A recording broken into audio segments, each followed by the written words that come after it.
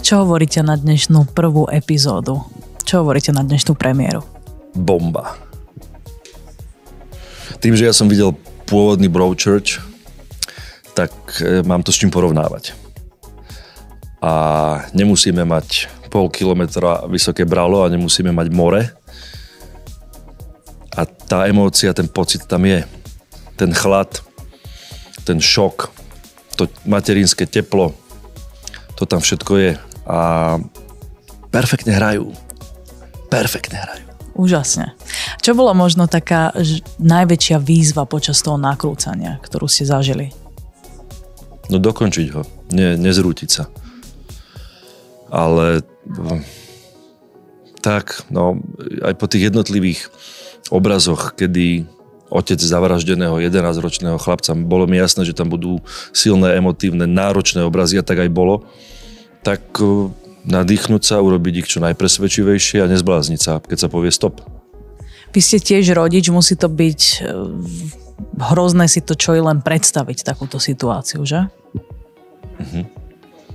Pre každého rodiča. A ja si myslím, že aj pre každého priemerne empatického nerodiča je to hrozné. Určite áno. A máte radi krimi? Radi to pozeráte? Takéto žánre? Mám to veľmi rád. Dnes už som na to odpovedal a sám som vyťahol odpoveď, na ktorú som nebol pripravený, ale je to úplne presné. Moja prvá detektívka bolo Scooby-Doo. A už vtedy ma to veľmi bavilo. Hádať, kto je vrah. A čo vás čaká tento rok? Čo pripravujete? Čo chystáte? No, tak televízne ide Vina do vysielania a som pripravený si každú jednu časť pozrieť. Uvidím, ako na tom bude moja manželka, rozhodne tomu dá šancu a potom sa bude rozhodne to pozerať a ja jej budem držať palce, alebo sa rozhodne to nepozerať a ja úplne pochopím prečo. A čaká ma ešte divadelná premiéra v Martinskom divadle Prelomiť vlny, potom jar doma na záhrade, leto snáď niekde na Slovensku, ak sa bude dať, a od septembra možno nový televízny projekt a nová divadelná sezóna. Držím palce, ale ešte by som chcela, ukážete nám to vaše tričko, aspoň trochu.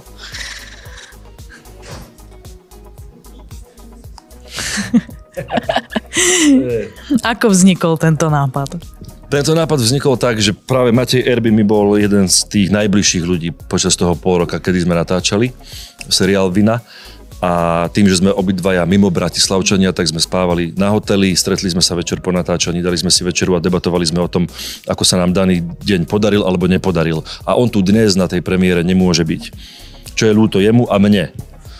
A myslím si, že málo zaznieť jeho meno a myslím si, že pre tých, ktorí nevedia, kto je Matej Erby, tak aby aj videli, ako vyzerá jeho milá usmiatá tvár. Takto ten nápad vznikol. A keďže tričko má dve strany, ktoré sa dajú použiť, tak som si na tú druhú by som si neodpustil, dal Nelu, pretože bez Nely by to nešlo. Bez Nely by to nešlo.